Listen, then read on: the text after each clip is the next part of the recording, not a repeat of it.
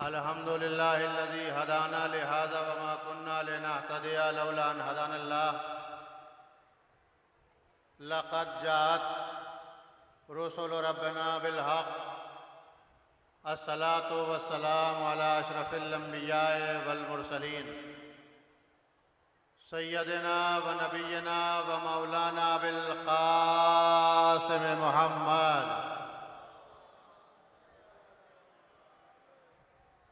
व अहले बैतिहि अत्तय्यबीन अत्ताहिरीन अल-मासूमीन अल-मज़लूमीन व लअनतुल्लाहि अला अदाइहिम अजमईन। अम्मा बादु फ़क़द क़ाल अल्लाहु तआला व तबारका फ़ी किताबिन मुबीन हुवा अज़्ज़क़ुल क़ाइलीन व हुवा क़ौलुल हक़। बिस्मिल्लाहिर रहमानिर रहीम। वल अस्र इन्नल इंसाना लफ़ी खुस्र इल्लल्लज़ीना आमनू व अमिलुस सालिहात व तवासौ बिल हक़्क़ि व तवासौ बिस सब्र। सलवात पढ़ दें मौला मोहम्मद पर। आइए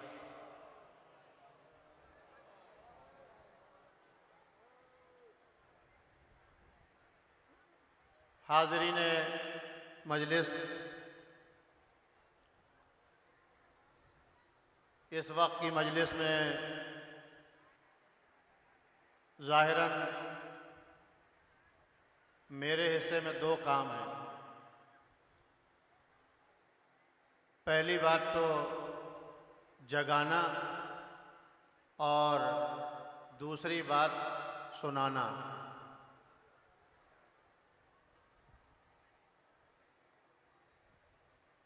यूँ तो दुनिया में आपने देखा होगा सोते हुए को जगाना बहुत आसान काम है, मगर जागते हुए आदमी को जगाना ये बहुत मुश्किल काम है।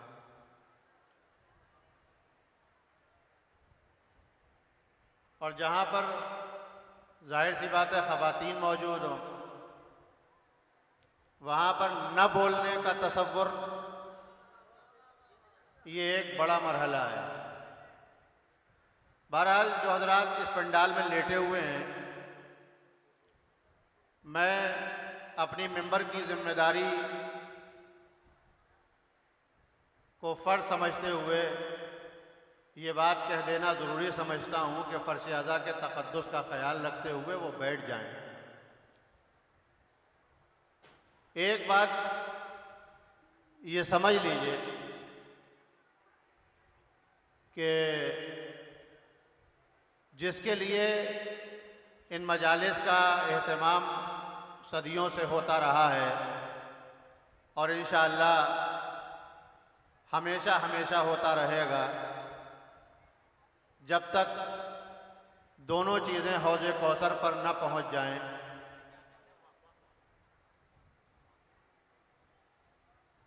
इसका एक तक़द्दुस तय किया गया है और जिम्मेदारी तय की गई है।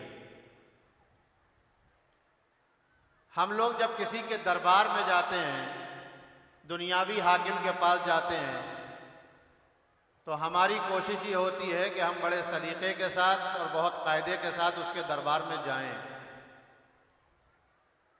ताकि कहीं ऐसा ना हो कि जिसके दरबार में हम जा रहे हैं तो वो हमसे नाराज़ हो जाए। अगर हमारे आंखें बंद हो रही होती हैं तो हम बड़े इन्हिमाक के साथ, बड़ी तवज्जो के साथ उसकी बात को सुनते हैं कि कहीं ऐसा ना हो कि ये अगली बार हमें अपने दरबार में आने का मौका फराहम न करे। और जो अदब और तहज़ीब और तमद्दुन और सलीक़ा बैठने का होता है, तो हमारी कोशिश ये होती है कि कहीं ऐसा ना हो कि उस लीक से हम ज़र्रा बराबर भी हट जाएं, क्योंकि जिसका दरबार है उसे इस बात की अथॉरिटी है कि वो ये तय करे कि कौन आने वाला किस तरीके से बैठेगा और कौन आने वाला किस तरीके से आएगा। फ़र्श अज़ा का भी अपना एक तक़द्दुस है और फ़र्श अज़ा का भी अपना एक मेयार है। आम तौर से ये बात होती है कि फ़र्श अज़ा का मेयार ख़त्म होता जा रहा है, महफिलों का मेयार उठता जा रहा है। बस 2 लम्हे मैं इस बात पर गुफ्तगू कर लूँ और अपने असल मौजू की तरफ पलटते हुए, कहीं ना कहीं जिम्मेदारी हम सब के ऊपर आयद होती है। और मैं तो ये तक कहूँगा कि एक बात समझ लीजिए, इस वक्त भी हम जिस बात की तरफ मुतवज्जे नहीं हैं वो है हमारी बच्चियों की तालीम। सबसे ज़्यादा जो प्रॉब्लम क्रिएट होती है और मसला खड़ा होता है वो बच्चियों की तालीम के ज़रिए क्रिएट होता है। अगर हम अपनी बच्चियों की तालीम की तरफ मुतवज्जे हो जाएं तो आप ये समझ लीजिए कि 2 ख़ानदानों पे असर पड़ता है, एक मैके पर और एक ससुराल पर। बच्चियों की तालीम के ज़रिए हम 2 चीज़ों को मुतासर कर सकते हैं। अब आप ज़रा माजी की तारीख की तरफ चले जाइए तो जहाँ मर्दों के कैरेक्टर आपको मिलेंगे, मर्दों के किरदार मिलेंगे, वहीं औरतों के भी किरदार आपको नज़र आएंगे। माँ जिंदगी का पहला मदरसा है और अगर मदरसा ही जाहिल होगा तो तालिब इल्म पढ़े लिखे नहीं निकल सकते। आप ये समझ लीजिए अच्छी तरीके से। लिहाजा ज़रूरी ये है कि मदरसा पढ़ा लिखा हो, मदरसा मुहज़्ज़ब हो, मदरसा सिविलाइज्ड हो, मदरसा तहजीब याफ्ता हो। अगर माएँ तहजीब याफ्ता होंगी तो बच्चे भी मुहज़्ज़ब होंगे और बच्चे भी तहजीब याफ्ता होंगे। ये तो सैयदा ने हसनैन से पूछ के बता दिया था कि बेटा कहाँ जा रहे हो, क्यों जा रहे हो और क्या सीखा, और बच्चों ने पलट के जो लफ्ज़ कहे वो ज़माने के लिए इबरतनाक थे ताकि ज़माने के बच्चे भी समझ लें कि माओं का किरदार क्या होता है। बच्चों ने भी पलट के यही कहा कि अम्मा बाबा के पास गए थे, मस्जिद में बैठे थे, बाबा आज खुतबा दे रहे थे, लेकिन जब एक दिन शौहर से कहा कि तुम्हारा बेटा इस तरीके से बयान करता है और अली सुनने लगे तो फौरन बच्चा जुबान लड़खड़ाई। तो एक मर्तबा बच्चा कहता है कि अम्मा आज तो ऐसा महसूस हो रहा है कि पर्दे के पीछे से बाबा सुन रहे हो। सलावत पढ़ते मोहम्मद व आले मोहम्मद पर।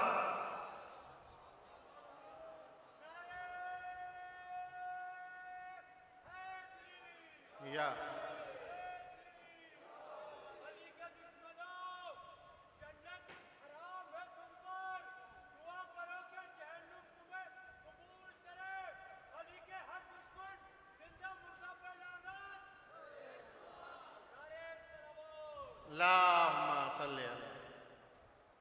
नहीं, नारा तो ठीक था लेकिन आवाज़ जो है वो आपकी सलावात की आवाज़ मध्यम रह गई।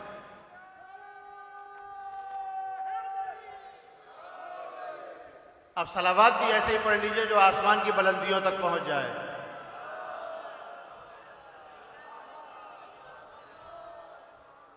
अब मेरे ख्याल से मर्द और औरत दोनों जाग गए हैं तो मैं अब अपनी बात का आगाज़ यहाँ से कर लेता हूँ एक लफ्ज़ कह के कि मर्दों की तालीम। देखिए कौन सी बात कहाँ कैसे, आसिफ भाई मौजूद हैं और दुनिया भर में इनकी शायरी जानी और पहचानी जाती है। ये मुनफरिद लहजे का मुनफरिद शायर है और कौन सा लफ्ज़ और कौन सा हर्फ मौला कबूल कर लें ये शायद किसी को अंदाज़ा नहीं होता है। एक नोहे के ज़रिए पूरे दुनिया में पहचाने जाने वाला शायर ये आपके अंदर मौजूद है, आपके यहाँ, आप सुनिएगा। तो मैं जो अर्ज़ कर रहा था कि आप ये समझ लीजिए कि कौन सी बात कहाँ कैसे कही जाती है, ये सलीका हो तो हर बात सुनी जाती है। आइए क़िबला आ जाइए, सलावत पढ़ लिया होगा, आइए।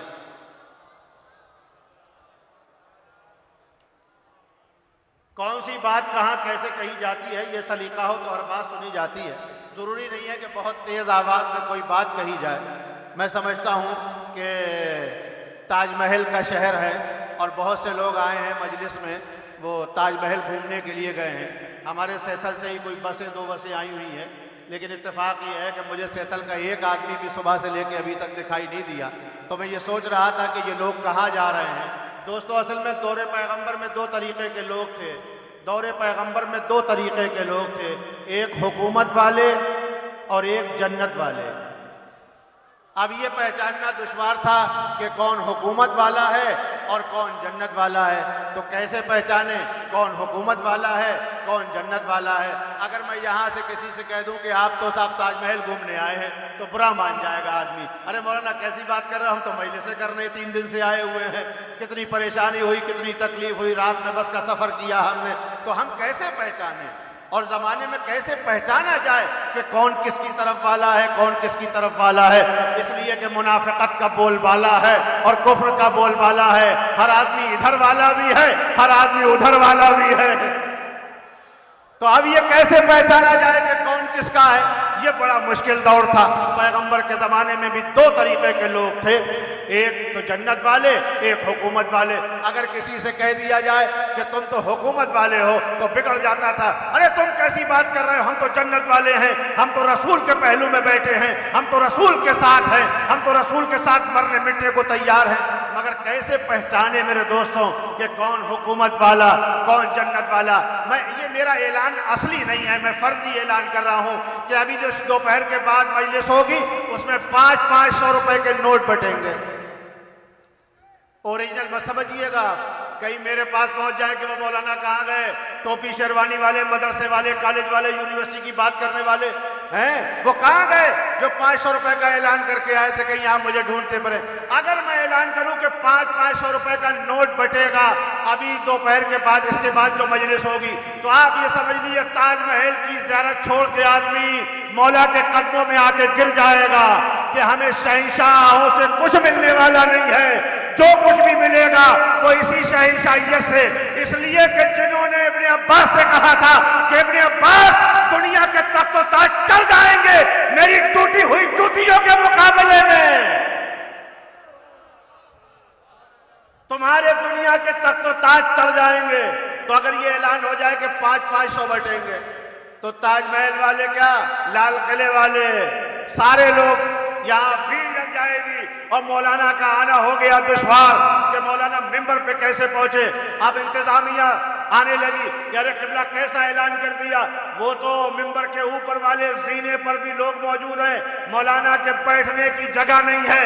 मैंने कहा एक काम करो, बहुत आसान नुस्खा है, भीड़ में जाके ऐलान कर दो कि 500 रुपए बटेंगे ताजमहल पर और मजलिस होगी मज़ारे शहीद सालिस पर।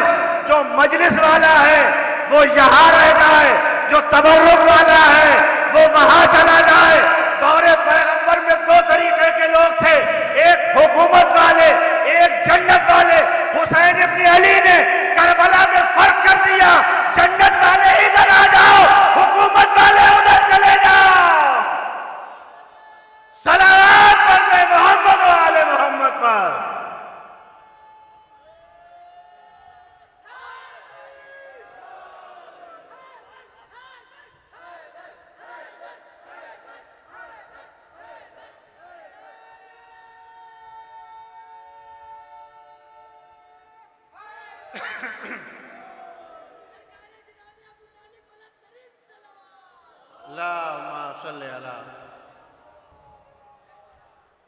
तो दौरे पैगंबर में ये समझना मुश्किल था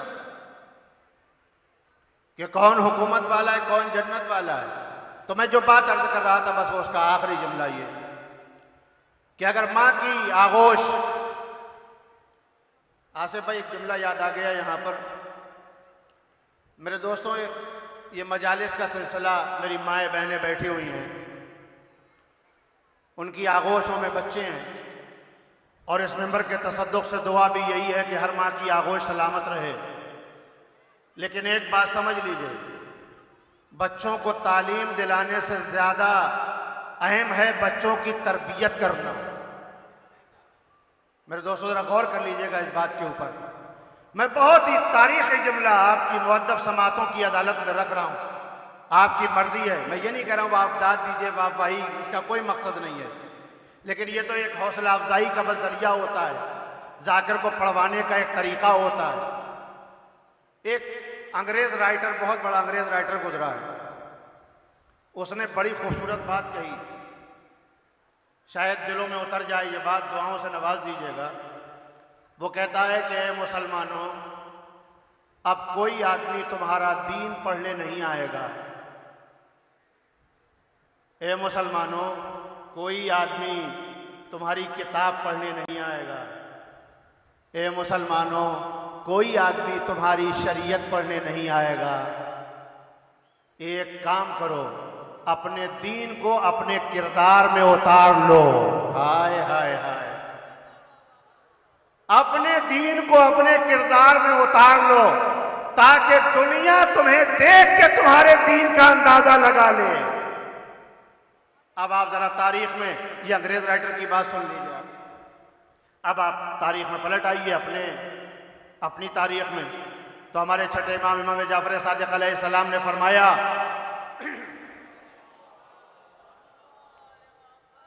कि हे मेरे शियों, हमारे लिए बायसे जीनत बनो, हमारे लिए बायसे जिल्लत और रुसवाई न बनो। अब बायसे जीनत कब बनेगा आदमी? जब उसके पास इल्म होगा, तरबियत होगी। और इल्म, कमाल इल्म हासिल करना नहीं है, बस इस सिलसिले का ये आखिरी जुमला है। कमाल इल्म हासिल करना नहीं है, इल्म के लिए ज़र्फ का पाक होना जरूरी है। अगर ज़र्फ पाक नहीं होगा तो इल्म के असरात अच्छे नहीं होंगे। मौला ने क्या फरमाया? मौला ने कहा, इल्म की मिसाल बारिश के उस पानी की तरह है जो गंदे नाले में जाता है तो बदबू बढ़ाता है, फूल के ऊपर पड़ता है तो खुशबू बढ़ाता है, सीप के मुंह में जाता है तो मोती बनता है, सांप के मुंह में जाता है तो जहर बनता है। अब समझ में आया दोस्तों, तरबियत क्यों जरूरी है? इल्म के साथ तरबियत इसलिए जरूरी है कि अगर इल्म के बाद तरबियत होगी तो जमाना वक्त का खुमैनी बना देगा। इल्म के साथ तरबियत नहीं होगी तो जमाना वक्त का रुश्दी बना देगा। सलावत कर दे मोहम्मद व आले मोहम्मद पर।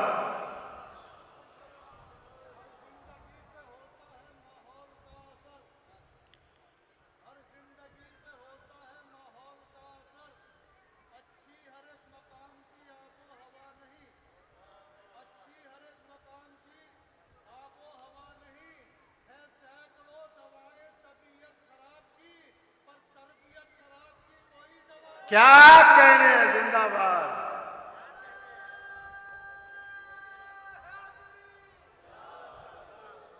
एक सलावत पढ़ दे मोहम्मद व आले मोहम्मद पर।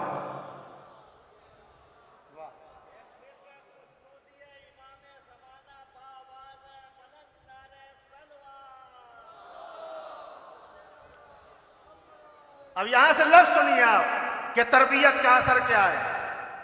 हमने देखा होगा आपने समाज में के मदरसे के बच्चे खड़े बैठे होते हैं, यहाँ तलबा मौजूद है, ये मदरसों से निकले हुए लोग। आसिफ भाई, एक गारंटी तो मैं ये शहीद के मेंबर से ले सकता हूँ कि मदरसा पढ़ने वाला यूनिवर्सिटी पढ़ा सकता है, मगर यूनिवर्सिटी से पढ़ने वाला मदरसा नहीं पढ़ा सकता। अब मैं यहाँ, ये दावा है मेरा और दलील भी सुन लीजिए। मदरसों के अंदर बहुत थोड़े लोग होते हैं, बहुत कम लोग होते हैं, और हम लोग ये सोचते हैं कि अरे मदरसे का तालिब इल्म नहीं। मदरसे की पहली तालिब इल्म, बात तरबियत की और इल्म की हो रही, इसलिए अर्ज कर दे रहा हूं। मदरसे की पहली तालिब इल्म मदरसा था फातिमा ज़हरा का। शहंशाहियत को ठोकर मार के, शहंशाहियत को ठोकर मार के फाकों के दरबार में आने वाली फिजा जब इस घर के दरवाजे से निकली तो 40 साल तक कुरान के लहजे में गुफ्तगू करती रही। 40 साल तक कुरान के लहजे में। मैंने कुरान का लहजा कहा, खाली कुरान पढ़ लेना और है, कुरान के लहजे में गुफ्तगू करना और है। और कुरान तो दुनिया ने पढ़ा, मगर आले मोहम्मद जैसा लहजा दुनिया पैदा नहीं कर सकी। कमाल लहजे का था, आले मोहम्मद ने जो लहजा दिया था वो जमाना पैदा नहीं कर सका। जनाब फिजा ऐश आराम सब कुछ छोड़ दिया जनाब फिजा ने, और कहाँ आ गई? फाकों के दरबार में। यहाँ फाके पे फाके, फाके पे फाके, फाके पे फाके। और तारीख ने लिखा, उलमा ने पढ़ा कि 3 दिन तो फाके हुए ही। एक दिन उठा के ले गए, दूसरे दिन उठा के ले गए, तीसरे दिन उठा के ले गए। अब यहाँ से 2 जुज़ सुन लीजिए। पहला जुज़ तो ये, जब टूट गई फिजा फाके से तो कहती हैं कि शहजादी मुझे सोना बनाने का हुनर आता है। अगर किसी को नोट छापने का हुनर आ जाए तो मजलिस में आएगा नहीं, वीआईपी हो जाएगा। मजलिस में ऐसे आ रहे हैं, लाए जा रहे हैं। ये एक बात समझ लीजिएगा, दुनिया में वीआईपी हो जाइएगा, मगर 2 जगह वीआईपी बनने की कोशिश मत करना, एक मजलिस हुसैन में और एक खुदा के घर में। वहां लिबास उतरवा दिया गया, अपनी पैंट बूशर्ट उतार के आओ, अपना घमंड उतार के आओ, अपना गुरूर उतार के आओ, अपना तकब्बुर उतार के आओ, अपनी दौलत का नशा उतार के आओ, तब मेरे घर में आना। ज़ैनब ने कहा तो सही, अगर एक ऐसी जगह बना दी कि जहां पर अमीर और गरीब का फर्क मिटा दिया तो मैं भी गरीबों के लिए एक ऐसा फर्क बिछा दूंगी जहां ना कोई गरीब होगा ना कोई अमीर होगा। तो अब यहां पर जनाब फिजा टूट गई कि एक दिन फाका हो रहा है, दूसरे दिन फाका हो रहा है। भाई जरा सी देर हो जाए बिरयानी बनने में तो बेचैनी होने लगती है, 2:30 बज गया, 3 बज गया, अरे कैसा इंतजाम है, क्या कर लिया, बिगड़ जाता है आदमी। और यहां 1 दिन फाका, 2 दिन फाका, 3 दिन फाका, लेकिन ये तो आले मोहम्मद हैं, ये फाके से नहीं टूट सकते। अगर ये फाकों से टूट जाए तो आले मोहम्मद न रहे। अब फिजा कहती शहजादी मुझे सोना बनाने का हुनर आता है। जाहिर सी बात है, जैसे सोना बनाने का हुनर आएगा उसका क्या मर्तबा होगा, क्या रुतबा होगा, क्या आलम होगा उसका। बदजलाल आ गया नबी की बेटी को, मुसल्ले पर बैठी थी फातिमा ज़हरा। एक मर्तबा जैसे ही फिजा ने कहा कि बिन्ते रसूल मुझे सोना बनाने का हुनर आता है, फौरन एक मर्तबा शहजादी ने जलाल में कहा फिजा मुड़ के देख। अब जो फिजा ने मुड़ के देखा तो दीवार सोने की हो गई। आवाज दी शहजादी ने, ए फिजा, सोने से महल तो तामीर हो सकते हैं मगर कौम का मुकद्दर नहीं संभाला जा सकता। सलावत पढ़ दे मोहम्मद और आले मोहम्मद पर।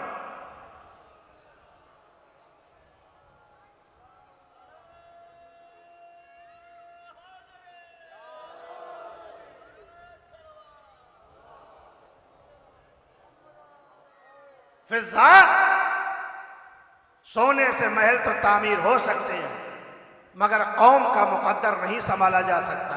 अब इसी जन्म में यहां पर एक बात यह भी अर्ज कर दूं, एक दिन फाका, दूसरे दिन फाका, तीसरे दिन फाका। मेरी माओ बहनों, बहुत आसान होता है घर में बैठ के अपने शौहरों से शिकवा कर लेना, बहुत आसान होता है, मगर कभी पीछे की जिंदगी भी देख लिया करो। इसलिए कि करबला ने हमें शिकवा नहीं सिखाया, आले मोहम्मद ने हमें शिकवा नहीं सिखाया। करबला शिकवे का नाम नहीं है। अब यहां 1 दिन फाका, 2 दिन, 3 दिन फाके हो गए, और लेने वाला कौन है? कोई आम फकीर, कोई आम मोहताज नहीं। तारीख कहती है कि जिब्राइल मलक का, मलक तो रोटी खाता नहीं है, का तुम रोटी ले जाके क्या करोगे इस दरवाजे से, इन्हें खा लेने दो ताकि इनके फाके बच जाएं।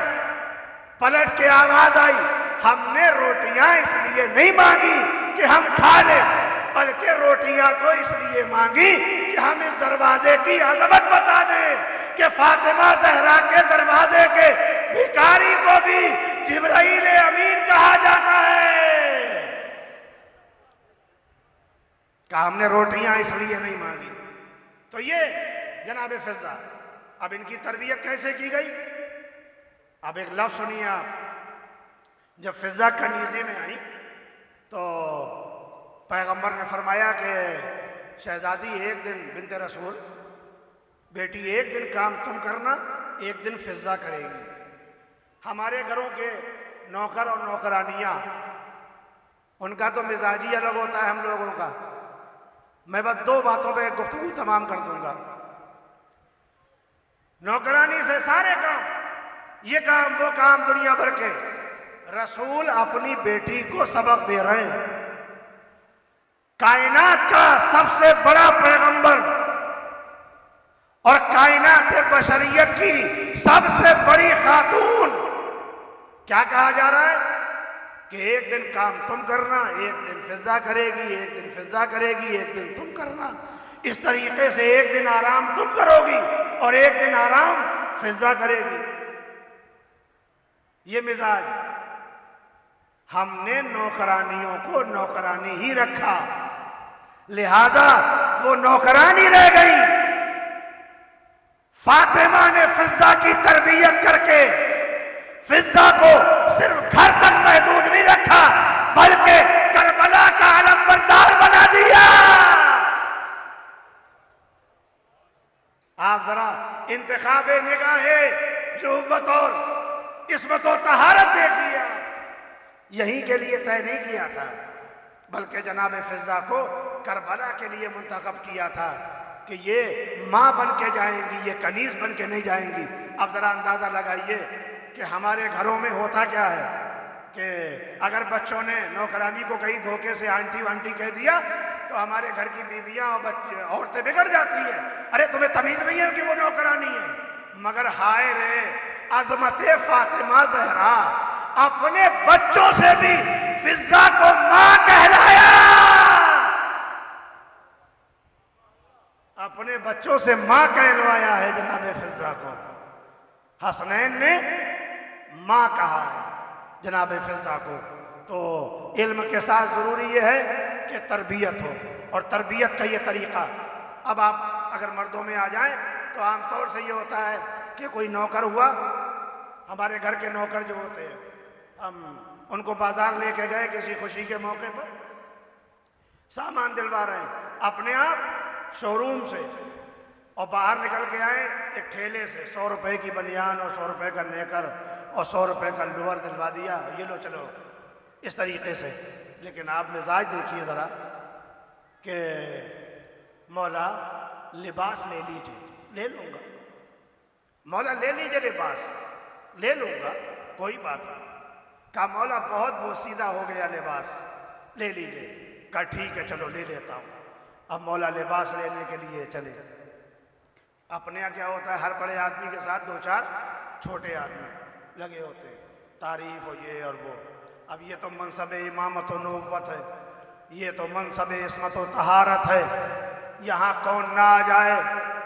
तो मौला के साथ मौला के चाहने वाले और मौला का गुलाम कंबर एक दुकान पे पहुंचे तो लिबास देखा, मौला को पसंद नहीं आया।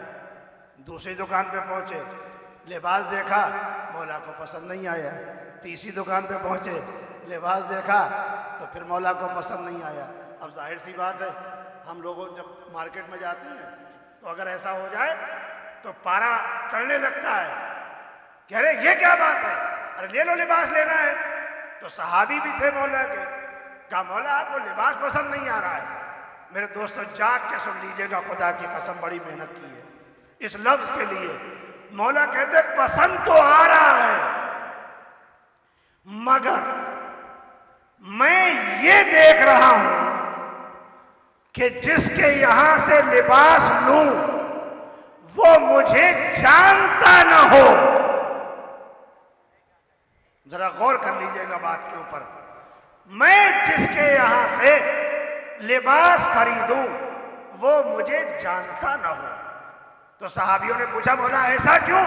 कहा इसलिए कि कहीं ऐसा ना हो कि वो रोबे इमामत की वजह से मुझे लिबास कम कीमत में दे दे और उसे नुकसान हो जाए।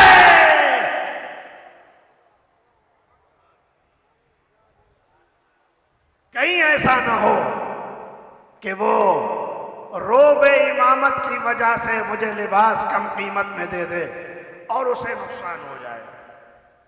तो मैं ये देख रहा हूं कि वो जानने वाला ना हो।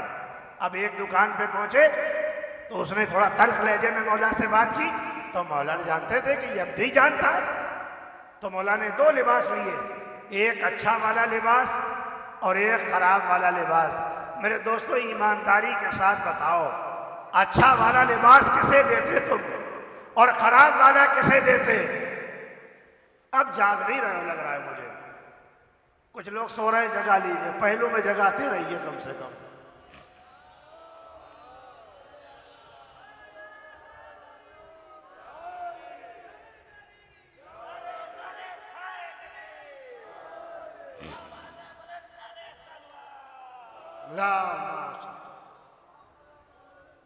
जितने लोग मौजूद हैं ना, अगर इतने मिलजुल के औरत मर्द सब सलावात पढ़ दें तो आप ये समझ लीजिए सारा सवाब अभी मिल जाएगा।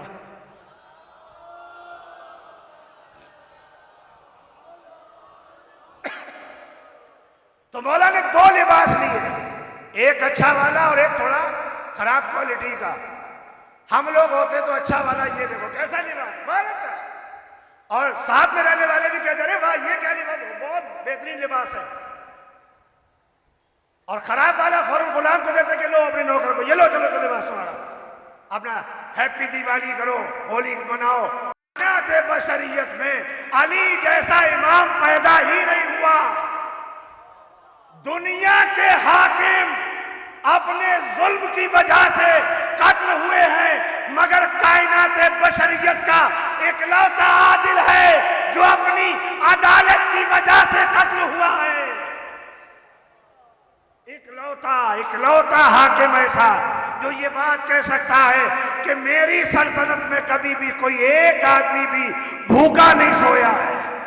ये कहने का हक सिर्फ अली इब्न अबी तालिब को है। अब जो 2 लिबास लिए थे, एक अच्छा वाला लिबास और एक थोड़ा खराब वाला। अच्छा वाला लिबास मौला ने कंबर के कांधे पे डाला और खराब वाला लिबास अपने कांधे पे डाला।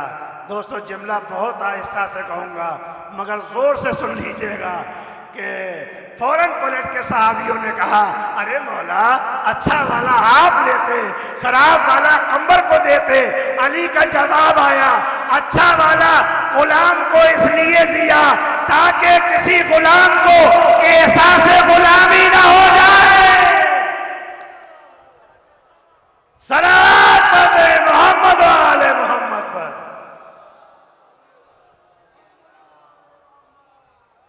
हमने अब ऐसे गुलाम, अब देखिए पैदा कैसे होते हैं।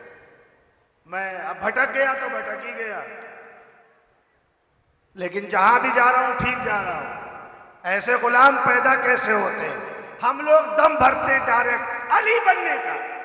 अरे अली की तरह बनने की कोशिश मत करो और उनसे सीख लो जिन्होंने कहा कि रसूल हम जैसे न वो इधर के रहे न उधर के रहे। कश्मीर जाके पैगंबर के मुंह मुबारक बाल ढूंढ रहे हैं। मैंने कहा बेवकूफों, जो पैगंबर छोड़ के नहीं गए थे वो ढूंढ रहे हो। पैगंबर हाल छोड़ के गए थे, बाल छोड़ के नहीं गए थे। सलावत पढ़ते मोहम्मद वाले मोहम्मद पर।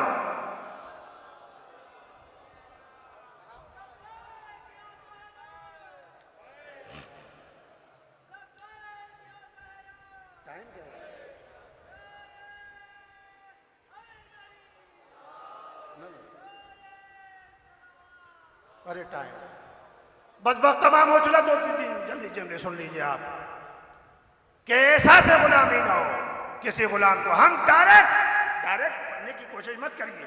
मौला ने बना दिया, कंबर बनो ना, मिक़दाद बनो, सलमान बनो। हम तो एकदम मुकाबला करने लगे।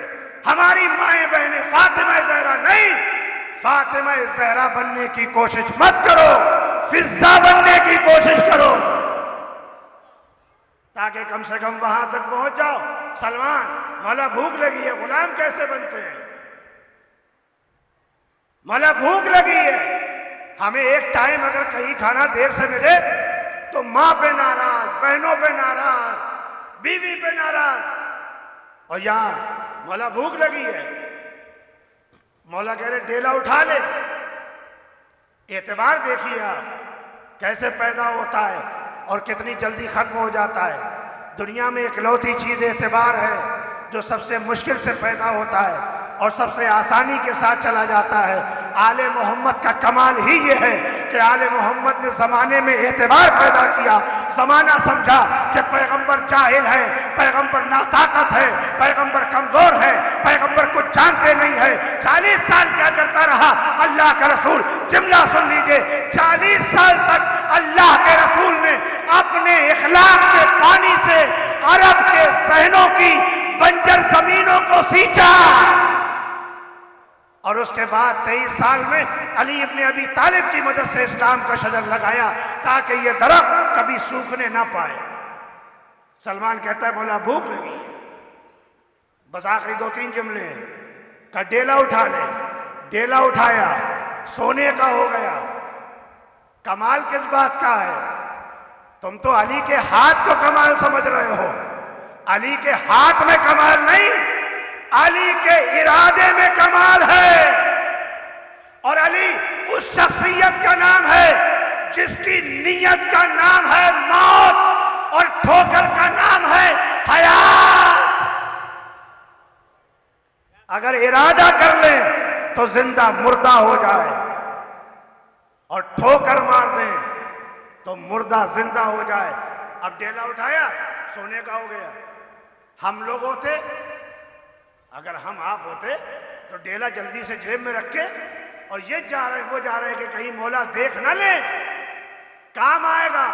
फौरन सोनार के पहुंच जाते कि भाई कितने मिलेगा, ये डेला ले ले, इसकी कीमत दे दे। मगर हम में और सलमान में, बल्कि जुमला कहूं कि मुसलमान में और सलमान में यही फर्क है। जिसे भरोसा न रहा वो मुसलमान था, जिसे पूरा एतबार आ गया वो सलमान हो गया। तो सलमान ने क्या किया? डेला ले गए? नहीं, डेला लेके नहीं गए, बल्कि ऐसे करके तोड़ा है, इतना सा तोड़ा और बाकी जमीन पे फेंक दिया और इतना सा रख लिया। मौला ने कहा कि सलमान फेंक क्यों दिया, उठा ले, ले जा, कल काम आएगा। खुदा की कसम, गुलाम क्या पैगाम दे गए। सलमान उठा ले, कल काम आएगा। बस एक मर्तबा, गुलाम भी तो किसका है ना, अली का। कहता मौला कल की फिक्र तो वो करे जिसका आप जैसा ईमान ना हो। सलावत पढ़ ले मोहम्मद वाले मोहम्मद पर। एक बाबा से बोला सलावत पढ़ ले।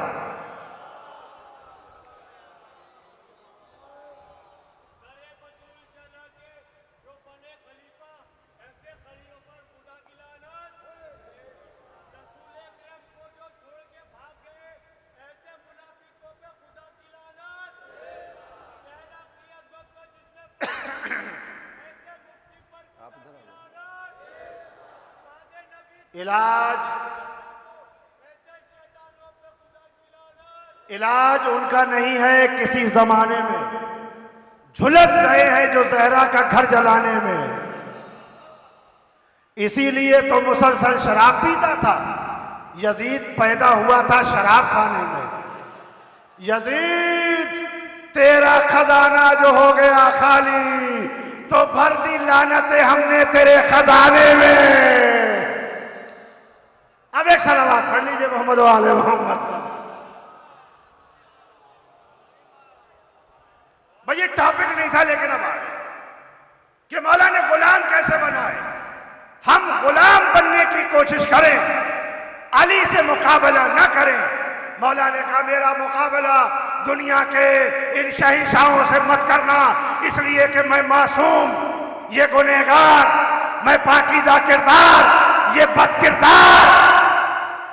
मेरी खिलकत हुराने जन्नत के हुजूर में हुई और इनकी परवरिश मुशरिक औरतों के हुजूम में इन्होंने दुनिया के तख्त ताज को जीनत सर बनाया, मैंने दुनिया के तख्त ताज को ठोकरों में रखा। अब यहां से जुमला सुन लीजिए, बहुत जल्दी गुफ्तगू को तमाम कर दूं, इसलिए कि इसके बाद भी फौरन मजलिस है। मौला ने एक खत लिखा जिसे जमाना अमीर शाम कहता है, उसके नाम, और दिया मालिक अश्तर को। बस गुफ्तगू यहीं पे तमाम है। ये समझ लीजिए कि मौला के गुलाम कैसे हो।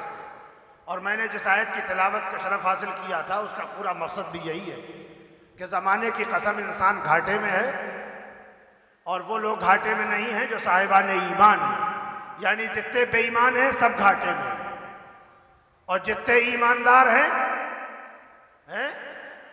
फायदे में है सब। अब यहाँ आइए, अब ईमानदारी और बेईमानी का मतलब ये नहीं है कि नाप तौल में कमी करने वाला वो ईमानदार वो बेईमान नहीं। ईमानदारी और बेईमानी का मतलब ये है कि जिस मकसद के लिए आप आगरा आए हैं अगर वो पूरा हो तो ईमानदारी है, तो पूरा ना हो तो बेईमानी है। अब आ गए आप ताजमहल तक लौट के हैं? हाँ, मैं ये नहीं कहता कि ताजमहल न घूमिए, आप घूमिए, बिल्कुल निकालिए वक्त, देखिए कि ये कैसी शाहकार बनाई गई है, किसने बनाया है, कौन बनाने वाला है। इसलिए कि तस्वीरों से मुसव्विर का अंदाजा होता है। जब तस्वीर देखोगे तो मुसव्विर की तारीफ करोगे। अल्लाह यही तो कहता है कि मैंने तुम्हारे लिए ऐसी ऐसी तस्वीरें बना दी जो जमाने में शाहकार है। अपने आप को देखो, मेरी तारीफ करो।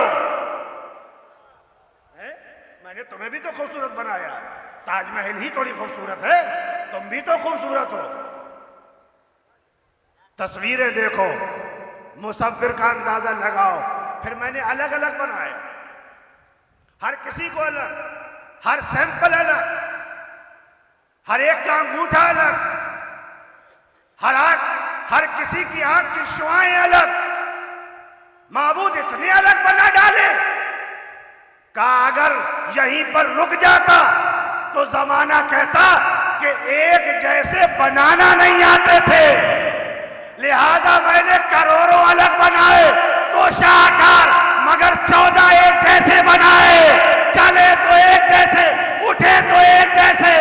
जमाना पहचान न सका कि पहला अली है कि आखिरी अली है। सलावत पढ़े मोहम्मद वाले मोहम्मद पर।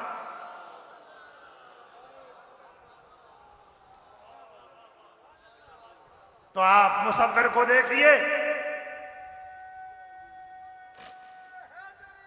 या मुसव्विर को देखिए और तस्वीर का अंदाजा लगा लीजिए। ना कोई अच्छी चीज है ना कोई बुरी चीज है। ये माए, ये आप तय कर लीजिए जिस अदालत में बैठे।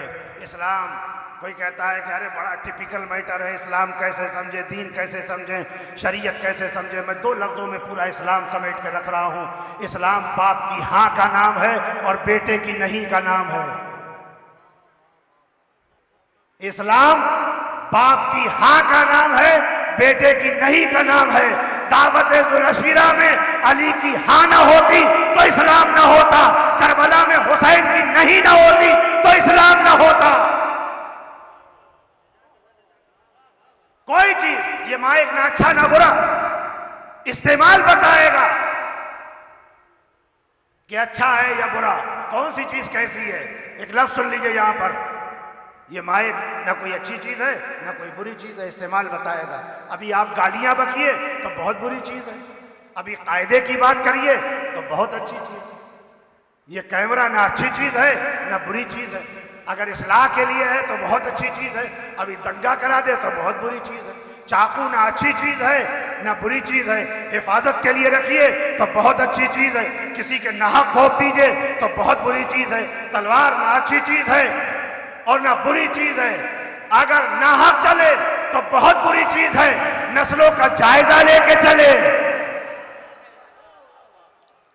तो बहुत अच्छी चीज है। दौलत ना अच्छी चीज है ना बुरी चीज है। ज़हने कारून बन जाए, आसिफ भाई जुमला सुन लीजिएगा, ज़हने कारून बन जाए दौलत, दौलत दौलत, ज़हने कारून बन जाए तो बिदअत, फिक्र मिस्र खदीजा बन जाए तो शरीयत। सलावत पढ़े मोहम्मद और आले मोहम्मद पर। तो दौलत ना अच्छी चीज है ना बुरी चीज है। मौला ने खत लिखा, बस आखिरी लफ्ज, तमाम गुफ्तगू यहां पर। मौला ने खत लिखा किसके नाम? जिसे जमाना दुनिया अमीर शाम कहती है, ठीक है। अब उसने भेजा किसे? मालिक के अश्तर को। सुना हुआ वाकया होगा, लेकिन एक लफ्ज के लिए बस कि हम जो डायरेक्ट मुकाबला करने लगे, ये डायरेक्ट मुकाबला मत करिए, गुलाम बनने की कोशिश करिए। आप उलमा की कुर्बानियां हैं, हजारों लाखों लाइब्रेरियां जला दी गई और कितने कुतुबखाने राख कर दिए गए, कितने उलमा को फांसी पे चढ़ा दिया गया, कितने उलमा को जिंदानों में रखा गया, कितनी सऊबतें बर्दाश्त की, तब जाके कहीं ये दीन और ये शरीयत तुम्हां तक पहुंची है। अब ये तुम्हारी जिम्मेदारी है कि आगे आने वाली नस्ल तक दीन कैसे पहुंचाना है, ये शरीयत कैसे पहुंचानी है। अपने बच्चों को इंग्लिश मीडियम में पढ़ाइए, बिल्कुल पढ़ाइए, लेकिन उन्हें दीदार बनाइए, उन्हें दीन सिखाइए, उन्हें तहजीब सिखाइए। बच्चियों को कुरान पढ़ाइए, खास तौर से कम इस लायक बनाइए कि आपके मरने के बाद आपके बच्चे आप पर सूरह फातिहा पढ़ सकें। ये पैगाम विलायत है, ये पैगाम अमीरुल मोमिनीन है। अब ये खत कैसे लिख के भेजा? मालिक अश्तर के नाम। मालिक अश्तर मौला का बोरिया नशीन साहब ही उसे लेके भेजा कि लेके चले जाओ। बस एक लफ्ज के लिए जहमत दी है और बहुत जल्दी से खत्म कर रहा हूँ, गुफ्तगू को समेट दिया मैंने। मालिक अश्तर ने खत लिया और एक ऊंट पे बैठे। अब वहाँ उस ज़माने में रिवाज था कि ऊँटनियों पे जाते थे, क्योंकि ऊँटनी रेगिस्तानों में तेज़ चलती है और ऊँट हल्के चलता है। अब आप ताजमहल देखने वालों, अल्लाह की खिलकत निकल के बाहर देखो, रेगिस्तानों में जयपुर चले जाओगे तो ऊँट दिखाई देगा। खाली ऊँट मत देखो, ऊँट की दो पलकें देखो कि तुम्हारी एक पलक बनाई और ऊँट की अल्लाह ने दो पलकें बनाई, इसलिए कि रेगिस्तानों में रेतीले तूफान आते हैं तो कहीं ऐसा ना हो कारवाने जिंदगी ठहर जाए, कारवाने जिंदगी ठहरने ना पाए। लिहाजा दो पल के एक पल को बंद कर लेता है ऊंट, तब भी उसे दिखाई देता है आगे तक। ये कुदरत है खुदा की, हैं? इसीलिए कहा जाता है कि तस्वीरें देखो और मुसव्विर की तारीफ करो। दुनिया के मुसव्विरीन ने जब तस्वीरें बनाई तो नाकिस बनाई, लेकिन खुदा की कसम उस मुसव्विर अज़ली व अबदी ने सफ़े कायनात पर जितने रंग बखेरे, कामिल बखेरे, नाकिस नहीं बखेरे। और एक लफ्ज़ ये भी अर्ज कर दूं, चाहे मेरी असल बात छूट जाए, कि उसने तो खालिक होने से पहले राज़िक होने का एहतमाम कर दिया। हमने कहा खाना कहाँ से खाएंगे, पिएंगे कहाँ से, सबसे ज्यादा फिक्र कि खाना खाना खाना। उसने कहा बिल्कुल नहीं, टेंशन न लो, हमने माँ के सीने में कौसर व तस्नीम के धारे पहले बहाए, माँ के बत्न से बच्चे के वजूद को बाद में जाहिर किया कि कहीं ऐसा न हो कि इसे ये एहसास हो जाए कि आने वाला बच्चा कहाँ से खाएगा। और दूसरी बात यह है कि जमाना ये भी समझ ले, हम खालिक बाद में हैं, राज़िक पहले हैं। मगर शर्त यह है कि हमारे दरवाजे पर आओ, दूसरों के दरवाजों पे जाओगे तो जिल्लत और रुसवाई हाथ लगेगी। दुनिया से मत मांगो, हमारे दरवाजों पे आओ। हम कह तो रहे हैं मुझे पुकारो, मैं तुम्हारी आवाज पे लब्बैक कहूंगा, मगर तुम लब्बैक कहने की ताकत तो पैदा करो, हिम्मत जुटाओ, आओ हमारे दरबार पे। हम अता करने के लिए बैठे हैं, हमने किसे अता नहीं किया। मौला हातिम तो 40 दरवाजों से बैठता है। मुस्कुरा के जुमला फरमाया, किसी मोहताज और फकीर को दर दर भटकाना अच्छी बात नहीं है। एक दरवाजे से इतना दे दो कि 40 दरवाजों पे जाने की जरूरत भी न रह जाए।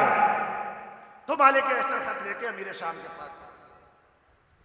बस दोस्तों ये पैगाम है, सुन लीजिए, ताकि मजालिस का भी पैगाम जो उलमा ने मेहनतें की हैं वो आपके सामने कैसे पहुंची है। तो अमीर शाम ने कहा कि अमरियास, अपने वजीर को बुलाया, अमरियास अली के खत का जवाब लिख दो। अब जैसे ही ये पहुंचे कहा खत लाओ। तो जुमला सुनिए कैसे पैगाम पहुंचाया गया है और कैसे तैयार किए थे। तो गुलामों ने कहा कि लाओ खत हमें दे दो। तो मालिक अश्तर ने कहा उन गुलामों को कैसे दे दूं जो हराम माल से खरीदे गए हैं। आपने गौर नहीं किया जुमले पर। उन गुलामों को कैसे दे दूं जो हराम माल से खरीदे गए हैं।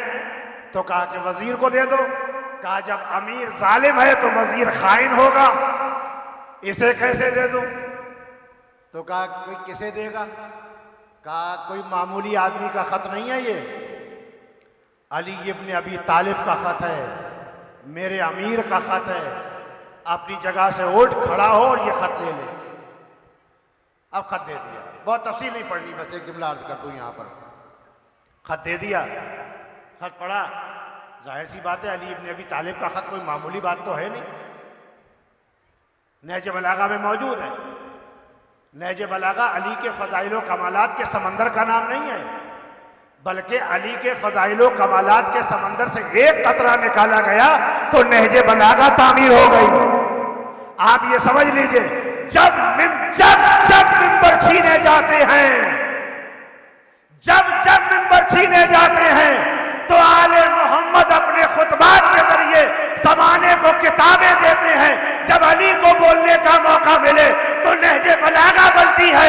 सैयद सज्जाद को मुसल्ला मिले तो सहीफ़े सज्जादिया बनती है। सहीफ़े सज्जादिया दुआओं का मजमुआ, हर पल की दुआ, बेचैन मत होइए, हर वक्त की दुआ मौजूद है।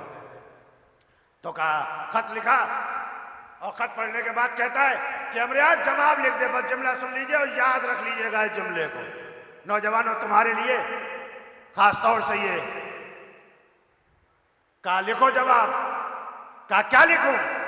कहा लिख दो मेरे पास राई के दानों के मानिंद फौज है। मालिक अश्तर कहते हैं बेवकूफ, अली को लश्कर से डराता है? लग रहा है आप सो गए, थक गए। अगर थक गए तो खत्म कर देता हूं, लेकिन इतने इन्हिमाक के साथ सुन रहे हैं तो कम से कम इसकी तस्दीक करने के लिए एक सलावात पढ़ लीजिए मोहम्मद वाले मोहम्मद।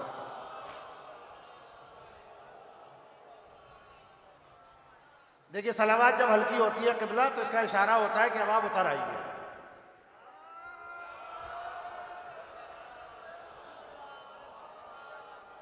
तुम अब थकती हुई नजरें झुका लो, बुलंदी से मैं उतरा जा रहा हूं। मेरे दरिया हमेशा याद रखना, तेरे साहिल से प्यासा जा रहा हूं।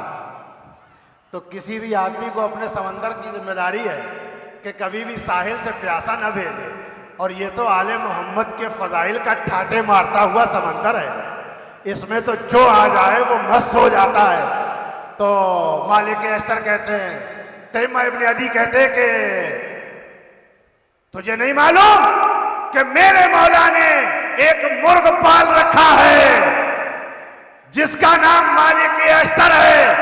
तेरे राई के दानों को चुन चुन के खा जाएगा। तो माविया कहता अच्छा इसे काटो, अब ये लिख दो कि मेरे पास सितारों की तरह फौज है। तेरे गरज के कहता है दरबारे माविया में, ए माविया क्या समझता है, मेरा मौला ऐसा आफ्ताब है, निकलेगा तो तेरे सारे सितारे बुझ जाएंगे। नौजवानों तुम्हारे लिए बस रहमत की है, तुम्हें जुमला सुन के ले जाना। ये कहा फिर क्या लिखा जाए। क्या ऐसा करो इसे भगाओ यहां से, ये लिखने उखने नहीं देगा। ये अली का खतरनाक साहबी है, तवीलुल कामत, तरिम्मा इब्न अदी, ये अदी का बेटा।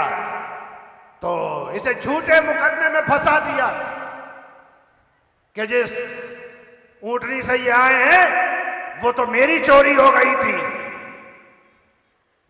अब वो किस्सा झूठा निकला और काजी ने फैसला, दरबारे माविया में काजी ने फैसला हाकिम शाम के सामने तरिम्मा के हक में सुना दिया।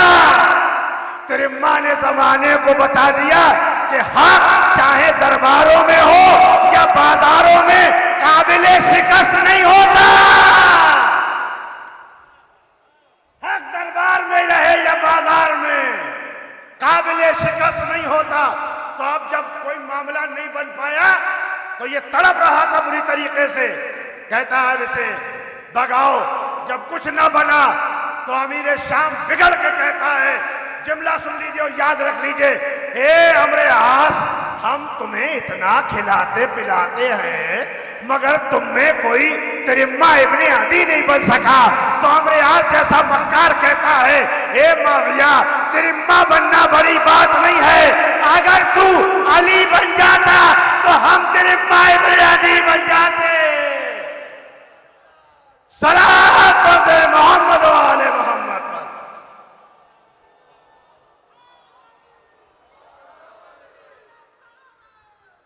बच्चा किबला वक्त हो गया, बस 2-3 मिनट की जहमत। अगर तू तिरिम्मा इब्ने अदी बन जाता, अगर तू अली बन जाता तो हम तिरिम्मा इब्ने अदी बन जाते, हमें कोई हरज नहीं। लेकिन जैसा खिलाएगा वैसा बनेगा। कहाँ जा रहे हो हुजूर? अब यही मसाइब भी हैं और यही फताइब भी और यही पैगाम भी। ईमानदार फायदे में है, बेईमान नुकसान में है। सब्र करने वाले फायदे में हैं और जुल्म करने वाले नुकसान में हैं। हक की वसीयत करने वाले फायदे में हैं और जो हक के खिलाफ है वो नुकसान में है। लिहाजा हक बोलो, चाहे कुछ भी हो जाए, गर्दनें काट दी जाए तब भी हक बोलो। निगाहों में निगाहें डाल के कहो कि नहीं, तू मुझे कत्ल करेगा, और हाकिम शाम जब कहे कि तुझे कत्ल नहीं करूंगा, कहा नहीं तू मुझे कत्ल करेगा, कहा इतने एतबार से कैसे कह सकता है? कहा इसलिए कि पूरी दुनिया झूठ बोल सकती है मगर मेरा मौला झूठ नहीं बोल सकता। और जैसे ही सूली पे चढ़ाया जाए और खंजर करीब आए, जैसे ही खंजर करीब आए तो फौरन आवाज दे कि ये वक्त आ गया, मैंने कहा था कि मुझे कत्ल करेगा।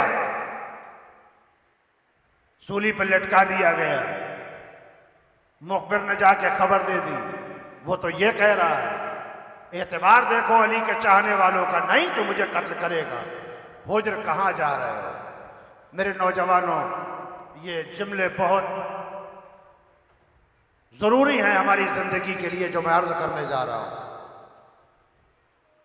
कि जिंदगी क्या है, तुम्हारा मकसद हयात क्या है। अपने बच्चों को जिंदगी का मकसद बताओ। हमने बांट दिया दीन को, शरीयत को, दुनियावी तालीम और दीनी तालीम में कि हमारा बच्चा इंग्लिश मीडियम में पढ़ेगा। इंग्लिश मीडियम में पढ़ने का मतलब ये नहीं है कि अनसिविलाइज्ड हो जाएगा, सिविलाइज्ड नहीं होगा, तहजीब याफ्ता नहीं होगा। बच्चों को दीन सिखाओ। और दीन कैसे सिखाया जाए? मजलिसों में दीन सिखाओ, घर पे बैठ के दीन सिखाओ। अपने आप दीदार बनो तो बच्चे भी दीदार बनेंगे। कहाँ जा रहे हो हुज्र? कहाँ जा रहे हो? कहा क्या हो गया? कहा बेटे क्या हुए? कहा अली के साथ जंग करते करते शहीद हो गए। कहा रे, तुम्हारे मौला ने तुम्हारे साथ इंसाफ नहीं किया, अपने बेटों को तो बचा लिया और तुम्हारे बेटों को मैदान जंग में शहीद करा दिया। तड़प गया हुज्र। यही मसाइब भी है, फजाइल भी। तड़प गया हुज्र। अदी का बेटा है ये भी, आली का चाहने वाला बोरिया नशीन सहाबी। कहता है कि ऐसा कैसे हो सकता है जो पूरी दुनिया को इंसाफ देने आया हो वो मेरे साथ नाइंसाफी करे? ऐसा तो मुमकिन नहीं है। मगर तूने मेरे मौला पे नाइंसाफी का इल्जाम कैसे लगाया? कहा इसलिए कि अपने बच्चों को बचा लिया और तुम्हारे बेटों को मैदाने जंग में भेज के कत्ल करा दिया। कहता है सुन अमीर शाम, मेरे मौला ने तो मेरे साथ इंसाफ किया मगर मैं अपने मौला के साथ इंसाफ नहीं कर सका। कहा वो कैसे? कहा मेरा मौला शहीद हो गया और मैं जिंदा बच गया। होना तो ये चाहिए था कि मैं अपने मौला से पहले दुनिया से उठ के चला जाता, मैं अपने मौला से पहले शहीद हो जाता। कहा हुज्र मोहब्बत अली के किरदार से बाज आ जाओ, छोड़ दो अली का किरदार। का मुमकिन नहीं है, का जल्लाद इसे कत्ल कर दे। चमकता हुआ खंजर, चमकते हुए खंजर में मौत की तस्वीर, मौत की तस्वीर को देख के हुजर ठहर गए।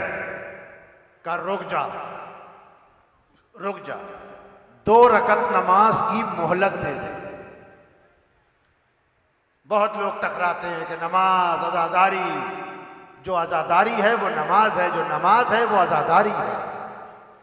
बस मेरे नौजवानों, मेरे बच्चों, मेरी माँओं, मेरी बहनों, ये एक पैगाम है, एक लफ्ज़ में सुन लो इसे गौर से कि ना आज़ादारी अलग है, ना नमाज अलग है। ये मकतबे हुसैन है, वो मकसद हुसैन। यहां जहन बनाए जाते हैं और वहां जहन झुकाए जाते हैं। बस इतना फर्क है, इसके अलावा कोई फर्क नहीं। 2 रकत नमाज की मोहलत दे का, कैसी नमाज की मोहलत? 2 रकत नमाज की मोहलत दे दे। मौला का चाहने वाला हुजर कह रहा है, हाकिम वक्त की आंखों में आकर डाल के, जल्लाद की आंखों में आकर डाल के कि रुक जा, 2 रकत नमाज की मोहलत दे दे बस मुझे। कहा ठीक है, पढ़ ले नमाज। हुजर गए, जल्दी जल्दी वुजू किया, जल्दी जल्दी नमाज पढ़ी और नमाज पढ़ के आके आवाज दी, आजा मेरे कातिल, मुझे कत्ल कर दे। मगर एक बात सुन ले, याद आ गई ना करबला? मगर एक बात सुन ले, इससे पहले मैंने कभी भी इतनी जल्दी नमाज नहीं पढ़ी। कहा तूने आज इतनी जल्दी नमाज क्यों पढ़ी? कहा मैंने जल्दी जल्दी नमाज इसलिए पढ़ी ताकि मेरे कातिल के जहन में ये ख्याल ना आ जाए कि अली का चाहने वाला नमाज को मौत से बचने का बहाना बना रहा है। कहीं मेरे कातिल के जहन में ये ख्याल ना आ जाए। बस जुमला सुनो मेरे दोस्तों और करबला को याद कर लो। हुजर कहते हैं कि तूने ये नहीं पूछा कि मैंने नमाज पढ़ी किस बात की, पूछ किस बात की नमाज पढ़ी मैंने। तो पलट के आवाज दी जल्लाद ने कि तूने किस बात की नमाज पढ़ी? कहा मैंने नमाज शुक्र पढ़ी। कहा किस बात का शुक्रिया? का शुक्रिया इस बात का कि आखिरी दम तक मोहब्बत अली के किरदार पे बाकी रह गया। इस बात का शुक्रिया। दोस्तों हमने बहुत शुक्रिया अदा करने वाले लोग देखे, जिसे रजुल फ़क़ी कहा। ये मजालिस और ये एहतमाम, ये सामने दरगाह और ये सामने मज़ार एक शहीद की याद दिलाता है और ये शहीद हमें करबला की याद दिलाते हैं। हुसैन ने भी एक ख़त लिखा था। किसको ख़त? इला रजुल फ़क़ी। ए मेरे महबूब, तुझे हबीब अपने मज़ाहिर का वास्ता, हमारे बुज़ुर्गों और हमारे उलमा का साया हमारे सरों पर बाकी रखना। लेकिन किसकी फरमाइश थी हबीब? दोस्तों हबीब को 2 बार ज़िंदगी मिली। एक बार जब हबीब का इंतकाल हो गया था, मज़ाहिर ने मौला की दावत की थी और हबीब छत से गिर गए थे। आपने तारीख़ में पढ़ा होगा, कुछ शख्सियतें ऐसी हैं कि जिन्हें करबला के लिए बचा के रखा गया था। हबीब अपने मज़ाहिर और मीसम तम्मार साथ में बैठ के एक दूसरे से आपस में तस्करा करते थे। ये वो सहाबी थे जिन्हें मौला ने इल्म बलाया और इल्म बदाया दिया था, मुस्तक़बिल में होने वाले हादसात का इल्म दिया था जिसे मौला ने। ये दोनों आपस में बैठ जाते थे कि एक शख्स है जिसे सूली पे चढ़ाया जाएगा, तो दूसरा कहता था कि एक शख्स है जिसे करबला के मैदान में शहीद किया जाएगा। हुसैन ने जब ख़त लिखा इला रजुल फ़क़ी, एक फ़क़ी के नाम, कौन? ये बचपन का साथी हुसैन का। हबीब की उम्र 80 साल थी, हुसैन की उम्र 57 साल थी। ज़रा अंदाज़ा लगाओ कि जब हबीब का आना जाना अली के घर में था तो हुसैन कितने छोटे रहे होंगे। ये दरवाज़ा ऐसा था कि जिस दरवाजे पे हज़ारों लोग आने वाले हैं, इस दरवाजे पे आग और लकड़ियाँ लेकर जमा होने वाले लोगों पर सैयदा ने इसीलिए तो हैरत की थी अभी कल तक तो लोग मसला पूछने के लिए आते थे। मेरी माँ बहनों, दो जुमले ये मसाइब के ये भी सुन लो। हाँ, हबीब उसी का हिस्सा है। जनाब ज़ैनब की फरमाइश का नाम है हबीब। जब कोई मददगार नहीं रहा था, कोई यार नहीं रहा, कोई नासिर नहीं रहा, तो जनाब ज़ैनब ने आके अपने भैया से कहा, ए मेरे भैया, लश्कर यजीद में तो सिपाहियों पे सिपाही आ रहे हैं, लश्कर पे लश्कर आ रहे हैं, फ़ौज पे फ़ौजें आ रही हैं, मगर क्या हमारा कोई नासिर व मददगार नहीं है, कोई हमारा चाहने वाला नहीं है? तो एक मरतबा हुसैन को कुछ याद आया और एक ख़त लिखा, इला रजुल फ़क़ीह, हबीब बिन मज़ाहिर के नाम वो ख़त लिखा था। और जब हबीब आए हैं, जब हबीब करबला में आए हैं, तो सबसे पहले जैसे ही हुसैन ने धूल को उड़ते हुए देखा तो आवाज़ दी थी कि ए औनो मोहम्मद उठो, ए अली अकबर उठो, ए अब्बास उठो, ज़रा उठ के हबीब का इस्तेक़बाल करो। मेरे बचपन का साथी हबीब आ गया। और जैसे ही हबीब आए तो फ़िज़्ज़ा ने जाके, अब वही किरदार जिसे शहज़ादी ने पाला था, फ़िज़्ज़ा ने जाके जनाब ज़ैनब को खबर दी कि शहज़ादी, आपके भाई के बचपन का साथी हबीब आ गया। फौरन एक मरतबा ज़ैनब ने कहा, फ़िज़्ज़ा जाके हबीब को मेरा सलाम कह दे। फ़िज़्ज़ा खेमे से बाहर आई और आवाज़ दी, शहज़ादी ने हबीब तुम्हें सलाम कहा है। हबीब ने अपने आप को घोड़े की पुश से गिरा दिया, सरो सीना पीट के आवाज़ दी, हाय आले मोहम्मद पे कैसा वक्त आ गया कि शहज़ादियाँ गुलामों को सलाम कहला रही हैं। जज़ाकुम रब्बुकुम खैरल जज़ा। मेरी माँ बहनों, तुम्हारी गोदियाँ आबाद रहे, ये बुजुर्गों का साया हमेशा सरों पे रहे, बच्चों के लिए माएँ आबाद रहें, उनके बाप का साया सरों पे सलामत रहे। मगर हाँ दोस्तों, ज़रा 2 लम्हे मसाइब के सुन लें, इसलिए कि अय्याम फातिमी का भी ये मौसम आने वाला है। मदीने को बदलते हुए लोगों ने बहुत कम देखा। दुनिया के शहर इतने बदलते हुए नहीं देखे होंगे जितना हमने मदीने को बदलते हुए देखा, जितना हमने कूफे को बदलते हुए देखा। जो शहजादियाँ बन के रही थी वो असीर बन के कूफे में लाई जा रही हैं। मैंने जो गुजारिश की थी अपनी माँ बहनों से, एक बार फिर गुजारिश करता हूँ, मैं अपने दोस्तों से, अपने साथियों से, अपने कराबतदारों से, अपने अजीज़ व अकारब से, मैं अपने रिश्तेदारों से, अपनी माओ बहनों से, ए मेरी माओ, अपनी बच्चियों को कुरान जरूर पढ़ाया करो, इसलिए कि अली ने ज़ैनब को बुलाया और आवाज़ दी, है मेरी लाल ज़ैनब, तू बच्चियों को बुला ले कूफे की और इन्हें कुरान पढ़ाया कर। वजह सुन लीजिए मेरे दोस्तों, ये कूफे का पहला मदरसा था जो अली इब्न अबी तालिब के कहने पे ज़ैनब ने खोला। ज़ैनब ने पूछा, बाबा बच्चियों को कुरान क्यों पढ़ाऊं? कहा इसलिए मेरे लाल, आज तू इस कूफे में शहजादी है, लेकिन एक वक्त आएगा जब इसी कूफे में तू असीर बना के लाई जाएगी, तो जिन जिन बच्चियों को तूने कुरान पढ़ाया होगा वो बच्चियां बड़ी हो गई होगी।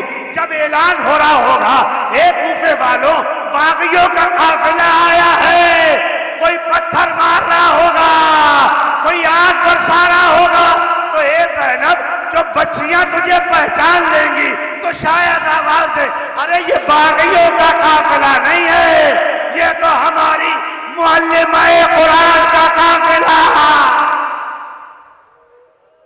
बस 2 जुमले मसाइब के, मसाइब तमाम मेरे दोस्तों रो लीजिए।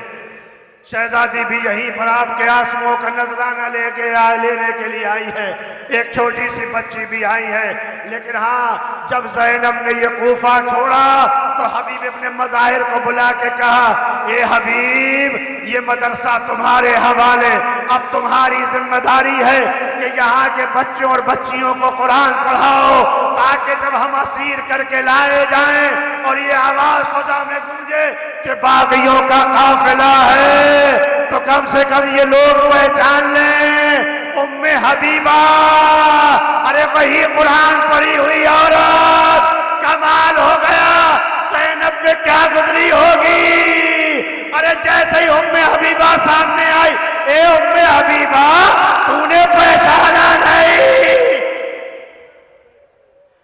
मजलिस तमाम मेरे दोस्तों, ए उम्मे हबीबा, अरे तूने पहचाना नहीं? मैं वही ज़ैनब हूँ जिसने कुरान पढ़ाया था तुझे। हाँ दोस्तों, आप जरा अंदाजा लगा लीजिए, ये काफिला करबला से असरे आशूर के बाद जब इस काफिले को लूट लिया गया तो 80 किलोमीटर का फासला मेरी माए बहनें मसाइब के जुमले को गोशगुजार कर ले और अपनी जिंदगी में उतार ले। अंदाजा लगा ले कि सब्र किसे कहते हैं और जुल्म कैसे कैसे ढाए गए। 80 किलोमीटर का फासला एक दिन में तय कर लिया, मगर 3 किलोमीटर का फासला 3 दिन में तय हुआ। ज़ैनब ने कहा, ए शिम्र, मैं कूफे के रास्तों को पहचानती हूँ। ए मेरी माओ बहनों, अरे पर्दे को तर्क न करना, इसलिए कि ज़ैनब की चादर छीनी गई थी तो ज़ैनब को कितना एहसास था। एक बच्ची की चादर छीनी गई तो बच्ची को कितना एहसास था।